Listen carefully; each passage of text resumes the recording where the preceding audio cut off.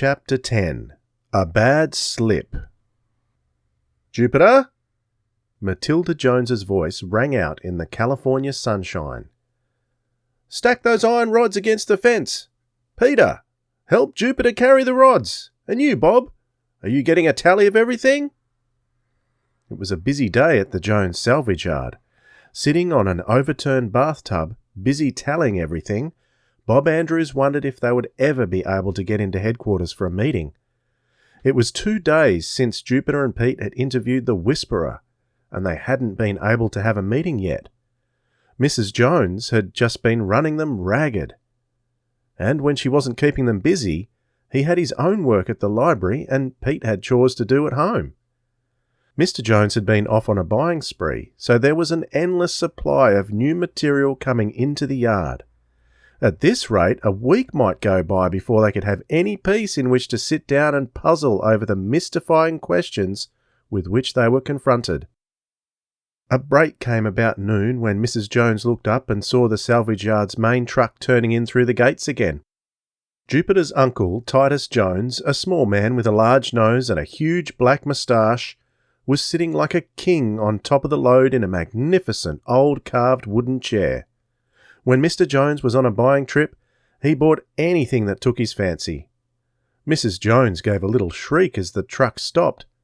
"Heavens above!" she cried. "Titus Andronicus Jones, what have you bought this time to take us one step closer to the poorhouse?" Mr. Jones waved down to them with his pipe. His other hand was holding on to a big, fan-shaped bunch of metal tubes. It was a small pipe organ, about 8 feet high. "I bought a pipe organ, Matilda," Mr. Jones called out. He had a very deep voice. "I'm going to learn to play it. Come on, Hans, Conrad. We have to get this valuable musical relic safely deposited on the ground." Mr. Jones got down. Hans followed him and Conrad slid the pipes of the organ onto the iron-loading elevator at the back of the truck. Once it was in place, Hans worked the control and the whole thing eased to the ground. "A pipe organ?" Matilda Jones was so flabbergasted she forgot to order the boys to keep working. "Now in the name of goodness and mercy and sweetness and light, what are you going to do with a pipe organ?" Mr. Jones took a puff on his pipe. "Learn to play it, my dear," he said. "After all, I played a calliope in a circus once." With Mr. Jones bossing, Hans and Conrad got the rest of the parts of the pipe organ off the truck. The 2 brothers were Bavarians, each about 6 feet 4 inches tall, and very blonde. They could lift almost anything. Mr. Jones decided to set the pipe organ up by the fence nearest to his house. Hans and Conrad hauled and heaved and carried, and eventually all the pieces of the pipe organ were grouped together, waiting to be assembled. "That's a real pipe organ, the kind operated by air blown into the pipes," Mr. Jones proudly told the boys. "I found this choice item in a small theatre being torn down over towards Los Angeles." "Heavens to Betsy above," Mrs. Jones sighed. "I'm certainly glad we're far from the nearest neighbours." "Now you take a really big pipe organ," Mr. Jones said, "one built for a large auditorium. It is possible to install pipes in such a pipe organ so large, of such a length and diameter, if you follow me, that they will emit sounds too deep to be heard by the human ear." "If you can't hear them, can you call them sounds, Uncle Titus?" Jupiter asked. "Someone can hear them, perhaps elephants. They have very large ears," Mr. Jones said with a chuckle. "What good would a pipe organ be, giving out sounds you couldn't hear?" Pete asked. "I mean, hardly any elephants go to listen to pipe organs play." "I don't know, my boy, I don't know," Titus Jones said. "I imagine science could find some use for them if science really tried." "After all," Bob put in, "for dogs they have whistles we can't hear. They blow such a high note." "Exactly, my boy," Mr. Jones said. "Possibly a circus could make whistles for elephants which would be just the opposite of the dog whistles. Low notes instead of high notes." "Subsonic," Jupiter put in. Sounds, or rather vibrations, too low to hear would be subsonic or below sound. Sounds too high for a human to hear are ultrasonic. They were all so interested in the pipe organ that no one noticed the blue sports car which came whizzing in the gate and skidded to a stop behind them. The driver, a tall, thin youth with a long nose, gave the horn a loud blare. All three boys jumped slightly as they turned. This was greeted by loud laughter from the driver and the two companions beside him. "Skinny Norris!" Pete exclaimed as he watched the tall youth slide out of the car. "What does he want here?" Bob demanded.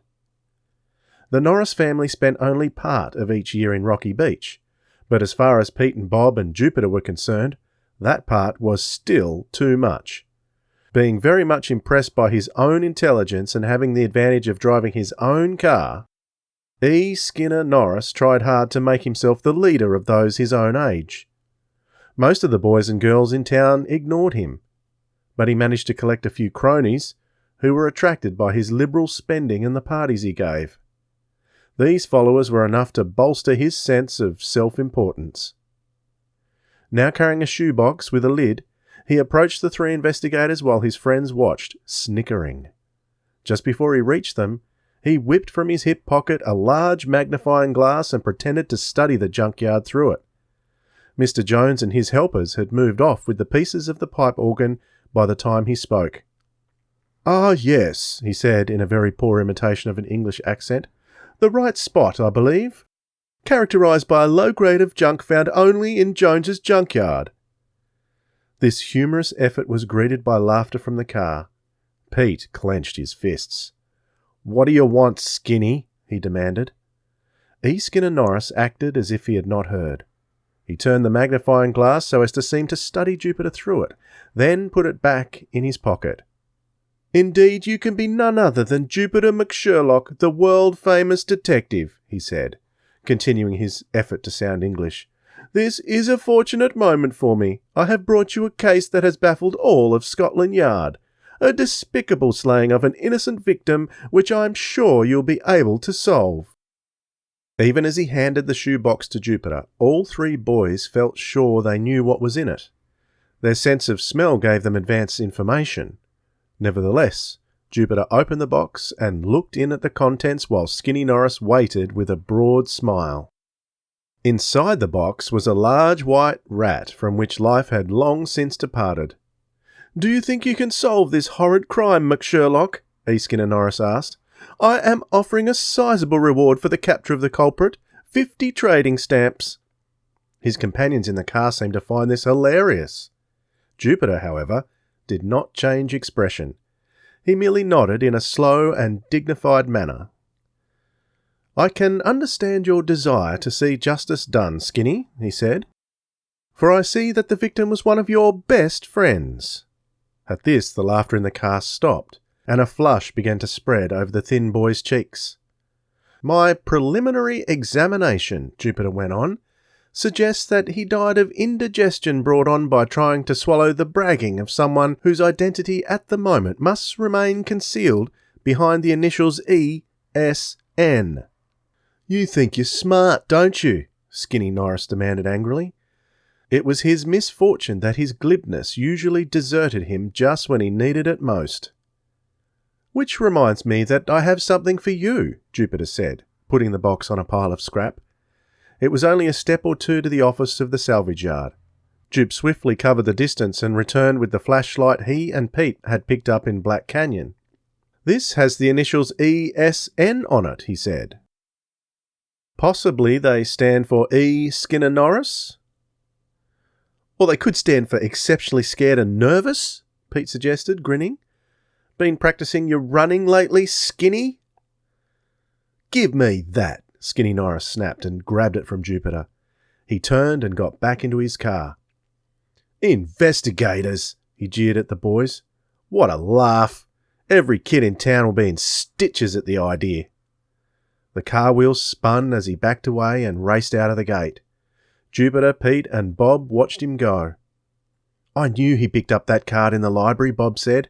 "He knows all about us forming the three investigators." "We want everybody to know," Jupiter said. "This just makes it more important that we do not fail in our first case." He looked around. His uncle and Hans and Conrad were over by the wall working on the pipe organ. His aunt had gone back to the house to prepare lunch. "We are unobserved at the moment," he said. "If we hurry, we can hold a quick meeting before Aunt Matilda announces lunch." He led the way towards Tunnel 2. And then it happened. Absorbed in his plans, Jupiter stepped on a piece of pipe that rolled underneath his foot. He fell heavily to the ground. As he struggled to sit up, Bob and Pete could see him gritting his teeth. "I've twisted my ankle," he said, and when he pulled up his trouser leg to investigate, they could see that his ankle was already swelling. "I'm afraid," Jupiter said reluctantly, "that I shall need medical attention."